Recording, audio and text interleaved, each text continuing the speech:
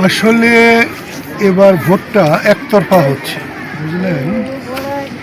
সার্বিকভাবে সকল মানুষ ভোটে অংশগ্রহণ করতে পারছে না। যদি আওয়ামী লীগকে ভোট থেকে বিরত না রাখতো, এই ভোট হতো এই শতাব্দীতে শ্রেষ্ঠ ভোট।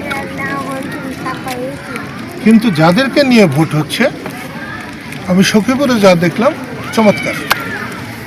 আমরাও চাই যে ভোটার তার ইচ্ছে মতো ভোট দিতে পারুক। সেটা এখন পর্যন্ত, এখন বাজে হচ্ছে আপনার 11:15, এখন পর্যন্ত দেখছি যে না, সেটা সম্ভব হচ্ছে। RICL TMX, যুগের পর যুগ স্থাপনা থাকে মজবুত।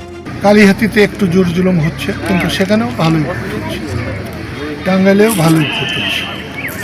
তো এই নির্বাচন কমিশন যদি এইভাবেও এখন পর্যন্ত যে অবস্থা আছে থাকে, তাহলে সে সাধুবাদ পাবে বাংলাদেশের, এবং পরবর্তী একটা সুন্দর নির্বাচনের জন্য এটা একটা ক্ষেত্র প্রস্তুত হবে।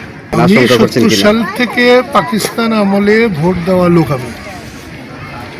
এবার নির্বাচনী প্রচারে যে হিংসা হয়, তা হয় নাই।